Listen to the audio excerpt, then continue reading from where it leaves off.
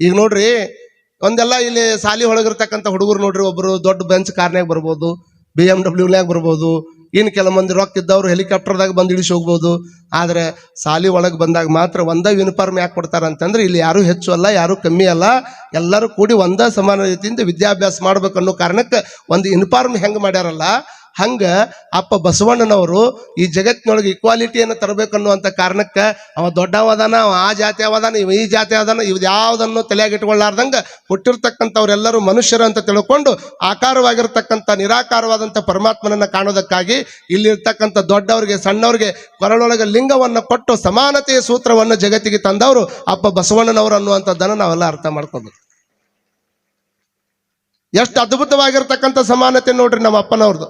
ಈ ಲೋಕದವರಿಗೆ ಅವ್ರು ಹೇಳಿದ್ದು, ಈ ಲೋಕದವರಿಗೆ ಆ ಲೋಕದ ಹುಚ್ಚಿಡ್ದಿತ್ತಂತ. ಈ ಲೋಕದವರಿಗೆ ಆ ಲೋಕದ ಹುಚ್ಚಿಡ್ದಿತ್ತು. ಯಾವ ಲೋಕ? ಇನ್ನೊಂದು ಯಾವ್ದೈತ್ರಿ ಲೋಕ? ಬೋಲಾವು ಚಂದ್ರಲೋಕ. ಅಡ್ಡಿಲ್ಲ ಇವ್ರು ವಿಜ್ಞಾನದಾಗ ಅದರ ಒಂದು ಸ್ವಲ್ಪ ಖಗೋಳದಾಗಿದ್ದಂಕ ಅಂತಾರೆ. ಈ ಲೋಕದವರಿಗೆ ಆ ಲೋಕದ ಹುಚ್ಚ ಬಿಡಿಸಿ ಈ ಲೋಕವನ್ನೇ ದೇವಲೋಕವನ್ನಾಗಿ ಮಾಡಿದವರು 12ನೇ ಶತಮಾನದ ಬಸವಾದಿ ಶಿವಶರಣರು ಅನ್ನುವಂಥದ್ದು ನಾವೆಲ್ಲರೂ ತಲೆಯಾಗಿಟ್ಕೊಳ್ಬೇಕಾಗ.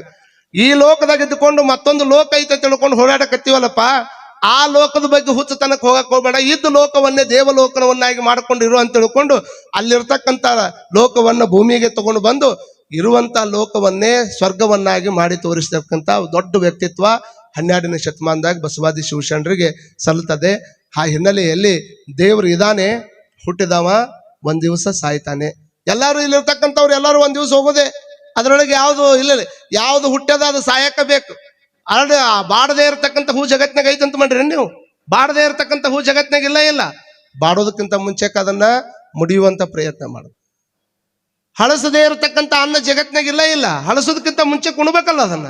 ಹಂಗ ಕೊಳೆಯದೇ ಇರತಕ್ಕಂಥ ಹಣ್ಣು ಜಗತ್ನಾಗ ಇಲ್ಲ. ಕೊಳೆಯುವುದಕ್ಕಿಂತ ಮುಂಚೆಕ ಅದನ್ನ ತಿನ್ಬೇಕಲ್ಲ. ಹಳಸದೇ ಇರುವಂತ ಹಣ್ಣಿಲ್ಲ, ಹಳಸೋಕ್ಕಿಂತ ಮುಂಚೆ ಕುಣಬೇಕು. ಆ ಬಾಡದೇ ಇರತಕ್ಕಂಥ ಹೂವಿಲ್ಲ, ಬಾಡೋಕ್ಕಿಂತ ಮುಂಚೆಕ ಅದನ್ನು ಮುಡಿಬೇಕು. ಹಾಗೆ ಸಾಯದೇ ಇರತಕ್ಕಂಥ ಮನುಷ್ಯ ಜಗತ್ನಾಗ ಇಲ್ಲ. ಯಾರು ಸಾಯಲಾರ್ದಂಗೆ ಕುಂತವ್ರು ಅದಾರ ಅಂತ ಮಾಡ್ರಿ ನೀವು. ಆವ ವಿದ್ಯೆಯ ಕಲಿತಡು ಸಾವ ವಿದ್ಯೆ ಬೆನ್ನ ಬಿಡೋದು, ವಜ್ರ ಪಂಜರದೊಳಗಿಕ್ಕಿದ ಆದದು ವಜ್ರದ ಪಂಜರದೊಳಗೆ ಅದಿನಂದ್ರೂ ಸಹಿತ ಸಾವಿನ ವಿದ್ಯೆಯಿಂದ ತಪ್ಪಿಸಿಕೊಳ್ಳುವಂತ ಸಾಧನ ಇವತ್ತಿಗೂ ಸಹಿತ ಸಿಕ್ಕಿಲ್ಲ. ಹಾಗಾಗಿ ನಾವು ತಲೆಯಾಗಿಟ್ಕೊಳ್ಬೇಕು, ಇದು ಬಾಡೋಕ್ಕಿಂತ ಮುಂಚೆಕ್ ಹೂ ಮುಡಿಬೇಕು, ಹಳಸೋದಕ್ಕಿಂತ ಮುಂಚೆಕ್ ಅನ್ನ ತಿನ್ಬೇಕು, ಕೊಳೆಯುವುದಕ್ಕಿಂತ ಮುಂಚೆಕ್ ಹಣ್ಣನ್ನ ಉಪಯೋಗ ಮಾಡಬೇಕು. ಹಂಗ ಸಾಯುವುದಕ್ಕಿಂತ ಮುಂಚೆಕ್ ಒಂದ್ ಏನಾದ್ರೂ ಒಳ್ಳೆಯ ಕೆಲಸವನ್ನ ಮಾಡೇ ಸಾಯ್ಬೇಕನ್ನುವಂತ ಕಾರಣವನ್ನ ನಾನ್ ತಲೆಗಿಟ್ಕೊಳ್ಬೇಕು. ಬದುಕು ಸಾರ್ಥಕ ಆಗ್ಬೇಕಲ್ಲ. कधी होता है सार्थक जीवन? जीवन म्हणजे काय? जीवन म्हणजे काय? जीवन फार सुंदर आहे. ಜೀವನ ಬಹಳ ಸುಂದರವಾಗಿದೆ. ಸುಂದರವಾಗಿರ್ತಕ್ಕಂಥ ಜೀವನವನ್ನು ಸಾರ್ಥಕ ಮಾಡ್ಕೊಳ್ಬೇಕು. ಅದನ್ನ ದಿನಕರ ದೇಸಾಯಿ ಅವರು ಹೇಳ್ತಾರೆ, ನನ್ನ ಜೀವನ ಯಾವಾಗ ಸುಂದರ ಆಗ್ತದ? ನನ್ನ ಜೀವನ ಸುಂದರ ಆಗುವಂತದ್ದು ರೊಕ್ಕ ಗಳಿಸಿದಾಗ, ಮನಿ ಕಟ್ಕೊಂಡಾಗ, 4 ಮಂದಿ ಮನಿ ತಪ್ಪಿಸಿ ನನ್ನ ಮನಿ ಹೈಟ್ ಮಾಡ್ಕೊಂಡಾಗ ಜೀವನ ಸುಂದರ ಆಗೋದಿಲ್ಲ. ಅವ್ರೇನ್ ಹೇಳ್ತಾರೆ ಗೊತ್ತೇನು? ನನ್ನ ದೇಹದ ಬೂದಿಯನ್ನು ಹೋಗಿ ಬಿಡಿ ಭತ್ತ ಬೆಳೆಯುವಲ್ಲಿ. ನನ್ನ ದೇಹದ ಬೂದಿಯನ್ನ ನನ್ನ ಸುಟ್ಟು ನಂತರದಲ್ಲಿ ಎಲ್ಲರೂ ಹೋಗಿ ಬಿಡ್ತಿರಲ್ಲ, ಆ ಬೂದಿಯನ್ನು ಎಲ್ಲಿ ಬಿಡ್ರಿ ಅಂತಂದ್ರೆ ಭತ್ತ ಬೆಳೆಯುವಂತ ಗದ್ಯಾಗ ಹೋಗಿ ನನ್ನ ಬೂದಿಯನ್ನು ಹಾಕ್ರಿ. ನನ್ನ ದೇಹದಾಗಿರುವಂತ ಬೂದಿಯ ಕಣಗಳಿಂದ ಆ ಭತ್ತದೊಳಗೆ 4 ತೆನೆ ನೆಗೆದು ಬಂತಂದ್ರೆ ಧನ್ಯವಾಯಿತು ಬಾಳು ಹುಟ್ಟು ಸಾವಿನಲ್ಲಿ ಅನ್ನುವಂತ ಮಾತನ್ನ ದಿನಕರ ದೇಸಾಯಿ ಅವರು ಹೇಳ್ತಾರೆ. ನನ್ನ ದೇಹದ ಅಂಗಾಂಗಗಳನ್ನು ಕೊಟ್ಟು ಬಿಡಿ ಅಗತ್ಯವಿದ್ದಡೆಯಲ್ಲಿ. ನನ್ನ ದೇಹದೊಳಗಿರ್ತಕ್ಕಂಥ ಅಂಗಾಂಗಗಳನ್ನ, ನನ್ನ ಕಣ್ಣದ, ನನ್ನ ಕಿಡ್ನಿ ಅದಾವ, ಮತ್ತು ಬ್ರೈನ್ ಟ್ಯೂಮರ್ ಆಯ್ತು ಅಂದ್ರೆ ಎಲ್ಲ ಅಂಗಾಂಗಗಳನ್ನು ತೆಗೆದು ಹಾಕಕ್ ಬರ್ತದ. ಅದಕ್ಕೆ ಅವ್ರು ಹೇಳ್ತಾರೆ, ನನ್ನ ದೇಹದ ಅಂಗಾಂಗಗಳನ್ನು ಕೊಟ್ಟು ಬಿಡಿ ಅಗತ್ಯವಿದ್ದಡೆಯಲ್ಲಿ ಕೊಟ್ಟು ಬಿಡ್ರಿ. ಅದರ್ಲಿಂದ 4 ಮಂದಿ ಜೀವ ಉಳಿತು ಅಂದ್ರೆ ಧನ್ಯವಾಯಿತು ಹುಟ್ಟು ಬದುಕು ಸಾವಿನಲ್ಲಿ. ಎಷ್ಟು ಚಲೋ ಹೇಳ್ಯಾರ ನೋಡ್ರಿ. ದೇವರಿಗೆ ಬಹಳಷ್ಟು ಮಂದಿ ಕಣ್ಬಟ್ಟು ಕೊಡ್ತೀವಿ ನಾವು. ದೇವರಿಗೆ ಕಣ್ಬಟ್ಟು ಕೊಡ್ತೀರಿ, ನಿಮ್ ಭಕ್ತಿ ನೀವು ಕೊಡ್ರಿ, ಅದ್ರ ಬಗ್ಗೆ ನಾ ಏನು ತಕರಾರು ಹೇಳುವುದಿಲ್ಲ. ಆದ್ರೆ ದೇವರಿಗೆ ಕೇವಲ ಕಣ್ಣು ಬಟ್ಟು ಕೊಡೋದ್ರಿಂದ ದೇವ್ರು ಒಲಿತಾನ ಅಂತ ತಿಳ್ಕೊಳಕ್ ಹೋಗ್ಬೇಡ್ರಿ. ದೇವ್ರು ಯಾವಾಗ ಒಲಿತಾನಂದ್ರ ಜಗತ್ತ ನಿರ್ಮಾಣ ಮಾಡಿ ಅವಾಗ ಕಣ್ಣು ತಕೊಂಡು ಕುಂತಾನಂತ ತಿಳ್ಕೊಂಡು ನಮ್ದೆಲ್ಲ ಕೆಲಸ ಚಲೋ ನಡೆದದ. ಮತ್ತ ಅವಾಗ ಕಣ್ಣು ಮುಚ್ಚಿದ ಅಂತಂದ್ರೆ ನಮ್ ಯಾವಾಗ ನಡೀತಾವ ಹಿಂಗ್ ಕೆಲಸ. ಹಾಗಾಗಿ ದೇವರಿಗೆ ಕಣ್ಣುಬಟ್ಟು ಕೊಡೋದಕ್ಕಿಂತ ಮುಂಚೆಕ ಬೆಳ್ಳಿ ಕಣ್ಣುಬಟ್ಟು ದೇವರಿಗೆ ಕೊಟ್ಟು ಹೋಗುವಂತ ಟೈಮ್ದೊಳಗೆ ನಾನೇನು ಈ ಜಗತ್ತನ್ನು ನೋಡಿಬಿಟ್ಟಿನಲ್ಲ, ಎಷ್ಟು ವಿಶಾಲವಾಗಿರ್ತಕ್ಕಂಥ ಜಗತ್ತನ್ನು ಪರಮಾತ್ಮ ನಿರ್ಮಾಣ ಮಾಡ್ಯಾನ. ಈ ಜಗತ್ತನ್ನು ನಾನು ಸಾಯಿ ಮಠ ನೋಡಿನಿ. ನಾ ಸತ್ತ ಮೇಲೆ ಈ ಜಗತ್ತನ್ನು ಯಾರಿಗೆ ನೋಡಕ್ಕಾಗಿಲ್ಲ. ಅವರಿಗೆ ನನ್ನ ಕಣ್ಣಿನ ಮುಖಾಂತರವಾಗಿ ಅವ್ರ ಜಗತ್ ನೋಡುವಂಗಾಗಲಿ ಅಂತ ತಿಳ್ಕೊಂಡು ನಿನ್ನ ಕಣ್ಣು ದಾನ ಮಾಡಿ ಹೋದ್ರೆ ಮಾತ್ರ ಮ್ಯಾಗಿನ ಪರಮಾತ್ಮ ನಿನಗೆ ಮೆಸ್ತಾನ ಅನ್ನುವಂಥದ್ದನ್ನ ತಲೆಯಾಗಿ ಇಟ್ಕೋಬೇಕು. ಚಪ್ಪಾಳಿ ಹೊಡೆದವ್ರ ಲಿಸ್ಟ್ ಮಾಡಿ ಬರ್ಕೊಂಡು ಬಿಡ್ತೀನಿ ಈಗ ಹೆಸರು. ಅಯ್ಯೋ ಶಿವನಾಟ ಅಂತೀರಿ ನೀವು. ಜೀವನ ದೇಹನ ಹೋಗೈತೆ ಅಂದ ಮೇಲೆ ಕಣ್ಣು ಕೊಡಕ್ಕೆ ಬಂದಿರೋದೇನ್ರಿ? ಜೀವ ಹೋಗೇ ಬಿಟ್ಟಿರ್ತೈತಲ್ಲ. ನೀವೇನು ತಿಳ್ಕೊಂಡಿರ್ಬೇಕು, ಏನ್ರಿ ಕಣ್ಣಾಗ ಚಾಕು ಹಾಕಿ ಅಡ್ಡು ಹಿಂಗೆ ತೊಗೊಂಡು ಹಿಂಗೆ ತೆಗಿತಾರತ್ ಮಾಡ್ರಿ. ಅವ್ರು ಹಂಗಾರ ಹಾಕ್ಲಿ ಹಿಂಗಾರ ಹಾಕ್ಲಿ ಬೋಡೇಜರ್ ತೊಗೊಂಬಂದು ಕಿತ್ಕೊಳ್ಳಿ, ಅದನ್ನ ತೊಗೊಂಡು ಏನು ಮಾಡೋರು ಹೋಗೇ ಬಿಟ್ಟದ ಜೀವಲ್ಲಿ. ಅವ್ರ ಮ್ಯಾಗಿನ ಲೆನ್ಸ್ ತಗೋತಾರ, ಅವ್ರು ತಗೊಳ್ಳೋದು ಭಾಳ ಸೂಕ್ಷ್ಮ ತಗೋತಾರೆ, ತಗೊಂಡಿದ್ದು ಗೊತ್ತಾಗೋದಿಲ್ಲ. ಹಾಗಾಗಿ ನಾನು ನೋಡಿದಿರುವಂಥ ಜಗತ್ತನ್ನು ಇನ್ನೊಬ್ಬರು ನೋಡ್ಲಿ ಅನ್ನುವಂಥ ಕಾರಣಕ್ಕೆ ಅಂತಹ ಕಣ್ಣುಗಳನ್ನು ಒಂದಿಷ್ಟು ದಾನ ಮಾಡುವಂಥ ಪ್ರಯತ್ನ ಮಾಡಬೇಕು. ಮತ್ತೆ ಒಂದು ಕಡೆ ಬಸವಣ್ಣನವ್ರು ಹೇಳ್ಯಾರ, ವ್ಯಾಧನೊಂದು ಮಲವ ಹೊಡೆಯುವುದು ತಂದಡೆ ಸಲುವ ಹಾಗಕ್ಕೆ ಬಿಲಿವರಯ್ಯ, ನೆಲನಾಡುವ ಹೆಣನೆಂದರೆ ಒಂದು ಅಡಿಕೆ ಕೊಂಬರಿಲ್ಲ ನೋಡಯ್ಯ. ನೋಡ್ರಿ, ಈ ವಚನ ಹೇಳ್ಬೇಕಾದ್ರೆ ಇವತ್ತು ಅಪವಾದ ಅನಿಸ್ತೈತಿ ನಮ್ಗೆ. ಯಾಕಂತಂದ್ರೆ ಅವತ್ತಿನ ಕಾಲಕ್ಕೆ ಇಷ್ಟು ವಿಜ್ಞಾನ ಮುಂದುವರೆದಿರಲಿಲ್ಲ.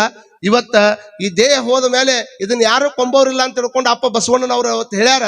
ಆದ್ರೆ ಅದನ್ನೊಂದು ಸ್ವಲ್ಪ ಸಾರ್ಥಕತೆ ಮಾಡ್ಕೋಬೇಕಾದ್ರೆ ಒಂದಿಷ್ಟು ಅದನ್ನ ಮಣ್ಣಾಗಿ ಹೋಗೋದಕ್ಕಿಂತ ಒಂದಿಷ್ಟು ಯಾರು ಸೈನ್ಸ್ ಅನ್ನು ಓದ್ತಿರ್ತಾರ ಅಂತವ್ರಿಗೆ ದೇಹವನ್ನು ದಾನ ಮಾಡೋದಕ್ಕೂ ಅವಕಾಶ ಐತೆ ಅನ್ನುವಂಥದ್ದನ್ನು ತಿಳ್ಕೊಳ್ಬೇಕು. ಬಹುತೇಕ ನನಗೆ ಗೊತ್ತಿದ್ದಂಗೆ ಇಲ್ಲೆಲ್ಲ ನಮ್ಮ ಬಾಗೇವಾಡಿ ಅಜ್ಜವ್ರಿಗೆ ಇಲ್ಕಲ್ಲ ಅಜ್ಜವ್ರಿಗೆ ಗೊತ್ತೈತಿ. ಇಲ್ಲೇ ಬೆಳಗಾವಿ KLE ಹಾಸ್ಪಿಟಲ್ ಒಳಗೆ ಒಬ್ಬ ರಾಮಣ್ಣರು ಅಂತ ತಿಳ್ಕೊಂಡು ಡಾಕ್ಟರು ಸ್ವತಃ ತಮ್ಮ ತಂದೆ ದೇಹವನ್ನೇ ತಂದೆ ಸತ್ತ ನಂತರದಲ್ಲಿ ತಂದೆ ದೇಹವನ್ನೇ ಹಾಸ್ಪಿಟಲ್ಗೆ ದಾನ ಮಾಡಿ ತಂದೆ ದೇಹವನ್ನೇ ಕೊರೆದು ಸೈನ್ಸ್ ವಿದ್ಯಾರ್ಥಿಗಳಿಗೆ ಪಾಠ ಮಾಡುವಂತ ಅಪರೂಪದ ಡಾಕ್ಟರ್ ಅಂದ್ರೆ ಒಬ್ಬರು ರಾಮಣ್ಣ ಅವ್ರ ಡಾಕ್ಟರ್ ಅಂತ ಅದಾರ. ಅವ್ರಿಗೊಂದು ಜೋರಾಗಿ ಚಪ್ಪಾಳಿ ಅಂತ ತಟ್ಟಬೇಕು. ಅಜ್ಜವ್ರು ಹೇಳಿದ್ರು ನೋಡಿ, ಮಹಾಂತೇಶ್ ರಾಮಣ್ಣ ಅವರನ್ನು ತಿಳ್ಕೊಂಡು ಅವರು ಸ್ವತಃ ತಂದೆ ದೇಹವನ್ನ ಹಾಸ್ಪಿಟಲ್ ಕೊಟ್ಟು ಅವ್ರ ತಂದೆ ದೇಹವನ್ನೇ ಕೊರೆದು ಮಕ್ಕಳಿಗೆ ಪಾಠ ಮಾಡುವಂತ ಪ್ರಯತ್ನವನ್ನು ಮಾಡ್ತಾರೆ. ಅಂದ್ರೆ ಇವತ್ತು ನಾವು ವಿಚಾರ ಮಾಡ್ಕೊಳ್ಬೇಕು, ಹಿಂಗೂ ನಮ್ಮ ಬದುಕನ್ನು ಸಾರ್ಥಕತೆ ಮಾಡ್ಕೊಳಕ್ ಬರ್ತದ ಅಂತ. ನಾನೇನೋ ಒಂದು ಪುರಾಣ ಹೇಳಕ್ ಬಂದೆ, ನೀವು ಕೇಳಿದ್ರಿ. ಎಲ್ಲರೂ ಹೇಳ್ಬೇಕಾದ್ರು ಬಸವಣ್ಣನ ಚರಿತ್ರೆ ಹೇಳ್ಬೇಕಾದ್ರೆ ಹಂಗ ಹೇಳ್ಬೇಕಲ್ಲ, ಅದನ್ನ ಹಿಂಗ ಆಯ್ತು, ಕಲ್ಯಾಣದಾಗ ಹಿಂಗ್ ಮಾಡಿದ್ರು, ಹಿಂಗಿಂದ ಕ್ರಾಂತಿ ಆಯ್ತು, ಸಮಗಾರ ಹರಳಿನವರು ತಲೆ ಮೇಲೆ ಇದನ್ನ ಹೊತ್ಕೊಂಡ್ ಬಂದ್ರು, ಅದನ್ನ ಕೊಟ್ರು. ಇದನ್ನೆಲ್ಲರೂ ನಾವು ಕೇಳತ್ತೀವಿ. ಅದರ ಜೊತೆಗೆ ಅವತ್ತಿನ ಧರ್ಮದೊಳಗೆ ಅವ್ರು ಎಷ್ಟು ಆನಂದವಾಗಿ ಧರ್ಮದ ಒಳಗೆ ಎಷ್ಟು ಚಂದ ಬದುಕಿದ್ರು, ನಾವ್ ಹೆಂಗ್ ಬದುಕಾಕತ್ತೀವಿ, ನಮ್ಮ ಸಾರ್ಥಕತೆ ಏನು, ಅವ್ರು ಪ್ರತಿ ಕ್ಷಣವೂ ಸಹಿತ ಬದುಕನ್ನು ಸಾರ್ಥಕ ಮಾಡ್ಕೋಬೇಕಂತ ಬಡದಾಡಿದ್ರು. ನಾವ್ ಹೆಂಗ್ ಬಡ್ಕೊಳಕತ್ತೀವಿ, ನಾವು ವಿಚಾರ ಮಾಡ್ಕೊಳ್ಬೇಕು. ಪರೋಪಕಾರಕ್ಕಾಗಿ ನಾವು ಒಂದಿಷ್ಟು ವಿಚಾರ ಮಾಡ್ಕೋಬೇಕು. ಮುಂದೆ ಉಕ್ರೇನ್ ಯುದ್ಧ ನಡೆದಾಗ ರಷ್ಯಾದವರು ಬಾಂಬ್ ಹಾಕಾಕತ್ತಿದ್ರು. ಅವಾಗ ನಮ್ಮ ಕರ್ನಾಟಕದಾಗ ರಾಣೆಬೆನ್ನೂರು ತಾಲೂಕಿನಾಗ ಒಬ್ಬ ಹುಡುಗ ನವೀನ್ ಅನ್ನುವಂಥ ಹುಡುಗ MBBS ಮಾಡಕ್ ಹೋಗಿದ್ದವ.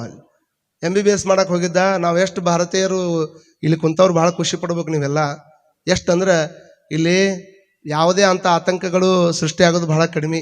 ಅಲ್ಲೇ ಮ್ಯಾಗ್ ಬಾಂಬ್ ಬೀಳ್ತಿದ್ವು. ಬಂಕರ್ನೊಳಗೆ ಕುತ್ಕೊಂಡಿದ್ರು. ಬಂಕರ್ನೊಳಗೆ ಎಲ್ಲರೂ ಕುಂತ್ಕೊಂಡಾಗ ಹೊರಗೆ ಒಂದು ನೀರಿನ ಬಾಟ್ಲಿ ತೊಗೊಂಡ್ಬರ್ಬೇಕಾದ್ರೂ ಭಾಳ ಹೆದರಿಕೆಯಿಂದ ಹೋಗ್ಬೇಕು. ಯಾಕೆ ಯಾವತ್ತೇ ಬಂಕರ್ನಾಗಿಂದ ಬಾಂಬ್ ಬೀಳ್ತೈತಿ, ಹೊರಗೆ ಬಂದ್ರೆ ಯಾವಾಗ ಬಾಂಬ್ ಬೀಳ್ತೈತಿ ಹೇಳಕ್ಕಾಗೋದಿಲ್ಲ. ಹಾಗಾಗಿ ಹೊರಗೆ ನೋಡಿ ಒಂದು ವಾಟರ್ ಬಾಟಲ್ ತೊಗೊಂಡ್ಬರ್ಬೇಕಂತ ಹುಡುಗ ಹೊರಗೆ ಬಂದ. ಅವ ಬಂದ ಕೂಡಲೇನ ಬಾಂಬ್ ಅವಂಗ ಬಿತ್ತು, ಸತ್ತ ಹೋಗ್ಬಿಟ್ಟ. ಸತ್ತ ಮೇಲೆ ಅದನ್ನು 15 ದಿವಸ ಆದ ನಂತರದಲ್ಲಿ ಭಾರತ ದೇಶಕ್ಕೆ ತೊಗೊಂಡ್ಬರುವಂಥ ಪ್ರಯತ್ನ ಮಾಡಿದ್ರು. ಆದ್ರೆ ಆತ ಹುಡುಗ ಸತ್ತ ಮೇಲೆ ಅವರಪ್ಪ ಒಂದು ನಿರ್ಣಯ ತಗೋತಾನ. ಏನು ತಗೊಂಡ ಅಂದ್ರೆ, ನನ್ನ ಮಗ ಡಾಕ್ಟರ್ ಆಗ್ಬೇಕಂತ ತಿಳ್ಕೊಂಡು ಉಕ್ರೇನಿಗೆ ಹೋಗಿದ್ದ. ನನ್ನ ಮಗ ಡಾಕ್ಟರ್ನ ಆಗ್ಬೇಕಂತ ತಿಳ್ಕೊಂಡು ಅಲ್ಲಿಗೆ ಹೋಗಿದ್ದ. ಆದರೆ ಡಾಕ್ಟರ್ ಆಗ್ಲಾರ್ದನ ಹೆಣ ಆಗಿ ಬಂದಾನ ಅಂತ ತಿಳ್ಕೊಂಡು ಇವನು ಮಣ್ಣು ಹಾಕಿಸ್ಬಿಟ್ಟೆ ಅಂತಂದ್ರೆ ನನ್ನ ಮಗನ ಜೀವನಕ್ಕೆ ಆತ್ಮಕ್ಕೆ ಶಾಂತಿ ಸಿಗಂಗಿಲ್ಲ ಅಂತ ತಿಳ್ಕೊಂಡು ನನ್ನ ಮಗ ಡಾಕ್ಟರ್ ಆಗ್ಲಿಲ್ಲ ಅಂದ್ರೆ ಏನಾಯ್ತು, ಯಾರ ಡಾಕ್ಟರ್ ಹಾಕಿನಂತ ಬರ್ತಾರ ಅಂಥವ್ರಿಗೆ ಕಲಿಯುವಂಥ ವಸ್ತು ಆಗಲಿ ಅಂತ ತಿಳ್ಕೊಂಡು ತನ್ನ ಮಗನ ದೇಹವನ್ನು ಹಾಸ್ಪಿಟಲ್ಗೆ ದಾನ ಮಾಡ್ತಾನಲ್ಲ. ಒಂದು ಜೋರಾಗಿ ಚಪ್ಪಾಳಿ ತಟ್ರಿ ಇಂಥವ್ರಿಗೆ. ಇಂಥವುಗಳನ್ನು ಕೇಳ್ತೀವಿ, ಇಂಥವುಗಳನ್ನು ಹೇಳ್ತೀವಿ.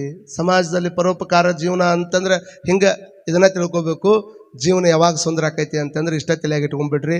ಜೀವನ ಸುಂದರ ಆಗಬೇಕು ಅಂತಂದ್ರೆ ಒಂದು ಕಡೆ ಕೊಟ್ಟವ್ರ ಲಿಸ್ಟ್ ಮಾಡ್ರಿ, ಇನ್ನೊಂದು ಕಡೆ ಇಸ್ಕೊಂಡವ್ರ ಲಿಸ್ಟ್ ಮಾಡ್ರಿ. ನಿಮ್ಮ ಜೀವನ ಸುಂದರ ಆಗಬೇಕು ಅಂತಂದ್ರೆ ಒಂದು ಕಡೆ ಕೊಟ್ಟವ್ರದ್ದು, ಇನ್ನೊಂದು ಕಡೆ ನೀ ಎಷ್ಟು ಇಸ್ಕೊಂಡಿಯಲ್ಲ ಅದನ್ನ ಲಿಸ್ಟ್ ಮಾಡಿ ಎರಡು ಮುಂದಿಟ್ಕೊಂಡು ಜೀವನ ಯಾವಾಗ ಸುಂದರ ಆಕೈತಿ ಅಂದ್ರೆ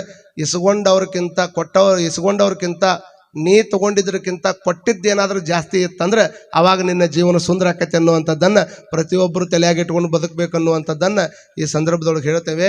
ದೇವಾ ಹೇ ಜೋ ಜನ್ಮಾಲ ಅಲೆಲ ಹೇ ತೋ ಏಕ ದಿವಸ ಮರ್ನಾರಚ್. ಇವ್ನ ಎರಡು ತಲೆಯಾಗಿಟ್ಕೊಳ್ಬೇಕಾಗ್ತದೆ. ಪರಮಾತ್ಮ ಅನ್ನುವಂಥವ್ನ ಇಷ್ಟು ಅದ್ಭುತವಾಗಿರ್ತಕ್ಕಂಥದ್ದನ್ನೆಲ್ಲ ಕೊಟ್ಟು ಇದ್ರ ನೋಡ್ರಿ, ದೇವ್ರ ದಾಸಿಮಯ್ಯನವ್ರು ಹೇಳ್ತಾರ, ಶರದಿಯ ಮೇಲೆ ಧರೆಯ ಕರಗದಂತೆರಿಸಿದೆ. ಶರದಿಯ ಮೇಲೆ ಧರೆಯ ಕರಗದಂತೆರಿಸಿದೆ. ಈ ಭೂಮಿ ಮೇಲೆ 3 ಪಟ್ಟು ನೀರದ, ಮ್ಯಾಗಿಂದ ನೀರು ಬೀಳ್ತದ, ತೆಳಗಿಂದ ನೀರು ಬೀಳ್ತದ.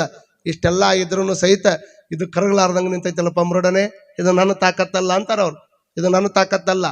ಮುಂದುವರೆದು ಹೇಳ್ತಾರ ಅವರು, ಆಕಾಶಕ್ಕೆ ಅಂಬುದಿಗೆ ಬೋನವ ಕಂಬವ ನಿಲ್ಲದಂತಿರಿಸಿದೆ. ಇಷ್ಟಾಕೊಂಡ ದೊಡ್ಡ ಆಕಾಶ ಐತಿ, ಕಣ್ಣು ಎತ್ತಿ ನೋಡ್ರಿ. ಜಸ್ಟ್ ಒಂದು ಮನೆಗೆ ಇಷ್ಟಾಕೊಂಡ ಪಿಲ್ಲರ್ ಕೊಟ್ಟಾರ, ಇಷ್ಟಾಕೊಂಡ ಛತ್ ಹಾಕ್ಯಾರ, ಇಷ್ಟೆಲ್ಲ ಮಾಡ್ಯಾರ. ಅದನ್ನ ನಿಂದ್ರಿಸ್ಬೇಕಾದ್ರೆ ಇಷ್ಟಾಕೊಂಡ ಕಷ್ಟಪಟ್ಟಾರ. ಆಕಾಶವನ್ನು ಕಣ್ಣು ಬಿಟ್ಟು ನೋಡಿದ್ರೆ ಒಂದು ವೆಂಟಿಲೇಷನ್ ಇಲ್ಲ, ಒಂದು ಕಾಲಮ್ ಇಲ್ಲ, ಒಂದು ಬೀಮ್ ಇಲ್ಲ. ಮತ್ತೆ ಯಾರು ನಿಂದ್ರಿಸಿದ್ರಪ್ಪ ಅದನ್ನ? ನಮ್ಮ ಅಜ್ಜ ಹಿಡ್ಕೊಂಡು ನಿಂತಾನ ಇದ್ರ ಒಂದು ವ್ಯವಸ್ಥೆ ಐತಲ್ಲ ಇದಕ್ಕೆ. ಅದಕ್ಕೆ ಪರಮಾತ್ಮ ಅಂತ ಕರೀತಾರ. ಹಾಗಾಗಿ ಪರಮಾತ್ಮನ ವ್ಯವಸ್ಥೆ ನಮ್ಮ ಕಣ್ಣು ಮುಂದೆ ಕಾಣ್ಲಿಕ್ಕಿಲ್ಲ. ಆದರೆ ಆತ ಇರಲಿಲ್ಲ ಅಂದ್ರೆ ಈ ಜಗತ್ತಿನಾಗ ಏನೂ ಮಾಡಲಿಕ್ಕೆ ಸಾಧ್ಯ ಇಲ್ಲ ಅನ್ನುವಂಥದ್ದನ್ನು ತಾವೆಲ್ಲ ತಲೆಯಾಗಿಟ್ಕೊಳ್ಬೇಕಾಗ್ತದೆ.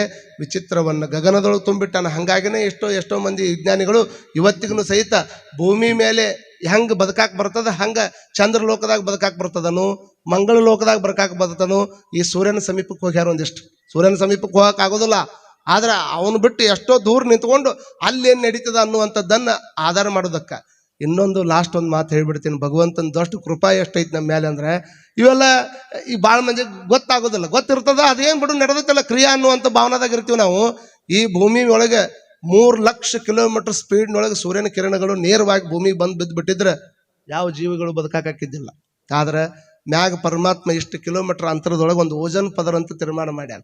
ನಮ್ಮ ತಲೆಗೆ ಹೆಂಗೆ ಹೆಲ್ಮೆಟ್ ಇರ್ತೈತಿ ಹಂಗೆ ಈ ಭೂಮಿ ಪ್ರೊಟೆಕ್ಟರ್ ಅಂತಾರೆ, ಅದಕ್ಕೆ ಪ್ರೊಟೆಕ್ಟರ್. ಅದನ್ನು ತಯಾರು ಮಾಡಿಟ್ಟಾನ. ಅದನ್ನು ತಯಾರು ಮಾಡಿಟ್ಕೊಡ್ಲೆ ಅದಕ್ಕೆ ಬಂದು ಹಿಂಗೆ ಬಡಿತಂದ್ರೆ ಅದು ಯುಟಿಲೈಸ್ ಮಾಡ್ತೈತಿ. ಹಿಂಗೆ ಯುಟಿಲೈಸ್ ಮಾಡಿ ನಮಗೆ ಎಷ್ಟು ಬೇಕು ಅಟ್ಟ ಕೊಡುವಂಥ ಪ್ರಯತ್ನ ಮಾಡ್ತದೆ. ಆ ಓಜನ್ ಪದರನು ಸಹಿತ ಬ್ಲ್ಯಾಕ್ ಹೋಲ್ ಅಂತ ಕಂಡು ಹಿಡಿಯಕತ್ತಾರೆ ಈಗ. ಇದೊಂದು ಸ್ವಲ್ಪ ಖಗೋಳ ಓದೋರ್ಗೆ ಗೊತ್ತಾಗ್ತದೆ. ವಿಚಾರ ಮಾಡ್ಕೊಡ್ರಿ. ಅಷ್ಟೆಲ್ಲ ಪ್ರೊಟೆಕ್ಟ್ ಮಾಡಿ ನಮ್ಮನ್ನು ಚಂದ ಬದುಕಾಕಂತ ತಿಳ್ಕೊಂಡು ಇಲ್ಲಿ ತಂದು ಬಿಟ್ಟಾಗ 4 ದಿವಸ ಚಂದಾಗಿ ಬದುಕಬೇಕಿಲ್ಲ ನಾವು. 4 ದಿವಸ ಚಂದಾಗಿ ಬದುಕಬೇಕಿಲ್ಲ. ಇಲ್ಲಿ ಇದ್ದಂಗೆ ಇರಬೇಕು, ಇಲ್ಲಿ ಇರ್ಲಾರ್ದಂಗೆ ಇರಬೇಕು, ಇಲ್ಲಿ ಇದ್ದಂಗೆ ಇರಬೇಕು, ಇಲ್ಲಿ ಇರ್ಲಾರ್ದಂಗೆ ಇರಬೇಕು. ಸುಮ್ಮನೆ ಪರಮಾತ್ಮ ಒಂದು ದಿವಸ ಕರಿತಾನ, ಎದ್ದು ಹೋಗೋಂಗಿರ್ಬೇಕು. ಎದ್ದು ಹೋಗೋ ಮುಂದೆ ಹಂಗೆ ಹೋಗಂಗಿಲ್ಲ. 4 ಮಂದಿ ಮನಸ್ಸು ಗೆದ್ದ ಹೋಗ್ಬೇಕು. ಇದು ನಮ್ಮ ಬದುಕಿನ ಸಿದ್ಧಾಂತ ಆಗ್ಬೇಕು ಅನ್ನುವಂಥದ್ದನ್ನು ತಿಳ್ಕೋಬೇಕು. ಹೇಳ್ದಾಗ ಒಂದು ಚಪ್ಪಾಳಿ ಹೊಡೆದು ಮರುದಿವ್ಸ ಮುಂದೆ ಹೋಗಿ ಡಿಶಿಮ್ ಮಾಡ್ಕೊಂಡು ಕುಂತ್ರೆ ಯಾರು ವಿಚಾರ ಮಾಡೋರು? ಸಣ್ಣ ಸಣ್ಣ ವಿಷಯಕ್ಕೆ ಜಗಳ ಮಾಡೋದಂತ ರಗಡ್ ಮಂದಿ ನೋಡ್ತೀವಿ ನಾವು.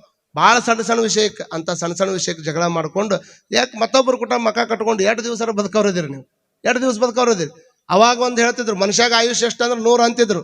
ಈ 100 ಅನ್ನಂಗಿಲ್ಲ. ಈಗ 75 ಒಳಗೆ ಬಂದೈತಿ. ಈಗ ರೇಷೋ ಒಂದು ಅಧ್ಯಯನದ ಪ್ರಕಾರ 75 ದಿವಸ 75 ವರ್ಷಗಳನ್ನು ಇಂಟು 365 ಮಾಡ್ರಿ ನೀವು. 2 ದಿವಸ ಹೊಕ್ಕಾವು. ಅದ್ರಾಗ ಅರ್ಧ ಮಲ್ಕಾಕ್ ಹೊಕ್ಕಾವು. ಇನ್ನು ಉಳ್ಕಿದ್ವು ಅವ್ರು ಕಟ್ಟಿ ಮ್ಯಾಗ ಕುತ್ಕೊಂಡು ಅವ್ನ ಬಗ್ಗೆ ಮಾತಾಡಿದ್ನೆ, ಇವನ್ ಬಗ್ಗೆ ಮಾತಾಡಿದ್ನೆ. ಅವ ಹಂಗೆ ಇವ ಹಿಂಗೆ ಅನ್ನೋದ್ರಾಗ ಒಂದು 4-5 ಸಾವಿರ ದಿವಸ ಹೋಗಿರ್ತಾವ.